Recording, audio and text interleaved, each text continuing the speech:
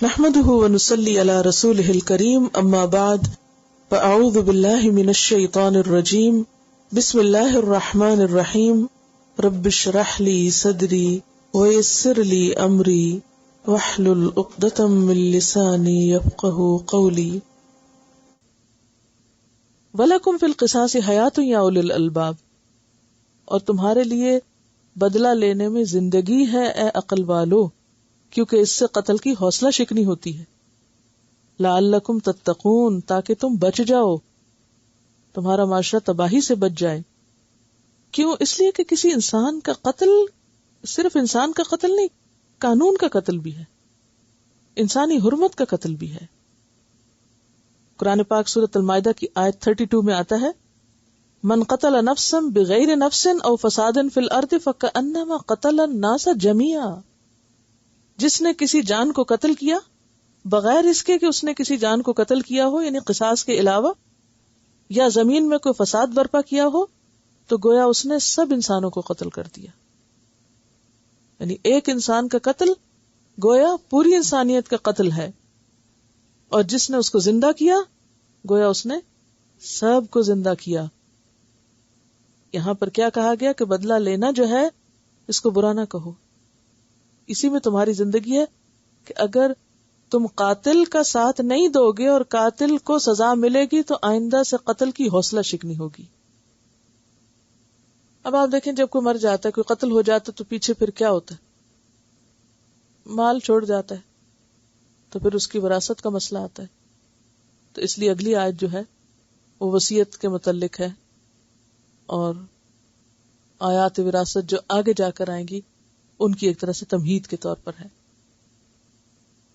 کتب علیکم اذا حضر احدکم الموت، تم پر لکھ دیا گیا کہ جب تم میں سے کسی کی موت کا وقت آئے، ان ترک خیرا، اگر وہ مال چھوڑ جائے تو کیا کرے؟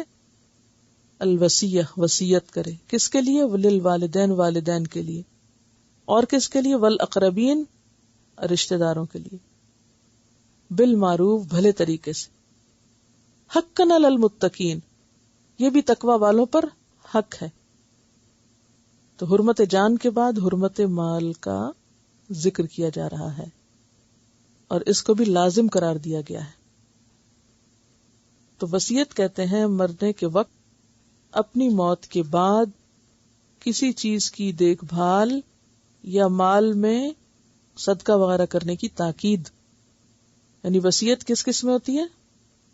مال میں بھی ہوتی ہے، بچوں کے بارے میں بھی ہوتی ہے، اور اگر کوئی خاص کام وہ چھوڑ کے جا رہا ہے پیچھے تو اس کے بارے میں بھی ہو سکتی ہے۔ یعنی وصیت صرف مال میں نہیں ہوتی، کس کس میں ہوتی ہے؟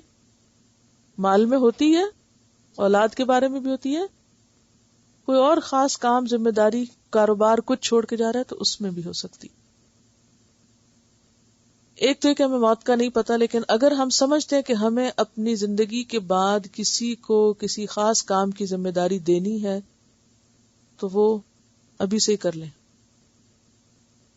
دوسرا یہ کہ ایک شخص ایسا بیمار ہوا ہے کہ اس کو موت کا اندیشہ ہے، اس کو بچنے کی کوئی امید نہیں، اور اس کو اپنے چھوٹے بچوں کا فکر ہے یا اپنے مال کا فکر ہے یا کسی بھی چیز کا، تو اس وقت بھی وہ وصیت کر سکتا ہے۔ ٹھیک ہے، نہ وصیت کرے تو نہ کرے، لیکن حدیث میں آتا ہے جو مسلمان وصیت کرنا چاہتا ہے تو 2 راتیں بھی ایسی نہ گزارے کہ اس کے پاس اس کی لکھی ہوئی وصیت نہ موجود۔ ہاں، اگر آپ نے وصیت لکھی تھی 10 سال پہلے، اب حالات بدل گئے، آپ ایسی بیماری میں تھے جو مرنے والے تھے، اور پھر اللہ نے آپ کو اس سے نکال لیا، بچ گئے آپ، اب آپ وصیت تبدیل کرنا چاہتے ہیں، ہاں لے لیں واپس کاغذ، تبدیل کر لیں، اس کی اجازت ہے۔ ٹھیک ہے، ایک اور بات یاد رکھیں، وصیت وارثوں کے لیے نہیں ہوتی۔ یہ ابتدائی حکم ہے، اس کے بعد قانون وراثت آ گیا، وارثوں کے لیے وصیت نہیں ہوگی۔ اب والدین کے لیے وصیت یہ تو ہو سکتی ہے کہ بھی فلاں ان کا خیال رکھے، لیکن مال میں سے نہیں ہوگی۔ ٹھیک ہے، تو یہاں جو آیت بتا رہی ہے وہ مال کی طرف اشارہ ہے۔ اس سے ایک اور بات پتہ چلتی ہے، اور وہ یہ ہے کہ مال چھوڑ کے مرنا کوئی برا نہیں ہے۔ حدیث میں بھی آتا ہے، بخاری کی روایت ہے کہ اگر تم اپنے وارثوں کو غنی چھوڑو غنی چھوڑو کا کیا مطلب ہے؟ مالدار چھوڑو. یہ زیادہ اچھا ہے اس سے کہ تم ان کو فقیر چھوڑو اور وہ لوگوں کے سامنے ہاتھ پھیلاتے پھرے. حقاً علی المتقین، یہ متقی لوگوں پر حق ہے. اب آپ دیکھیے اس کو بھی تقوی سے ریلیٹ کر دیا، یہ بھی تقوی ہے. اور وہ جو وارثوں کے لیے وصیت نہیں، اس کے بارے میں آتا ہے حدیث میں ان اللہ قد آتا کل ذی حق حقہ فلا وصیت لوارث. اللہ نے ہر حق والے کو اس کا حق دے دیا، خود ہی قانون مقرر کر دیا ہے، لہذا وارث کے لیے وصیت کرنا جائز نہیں.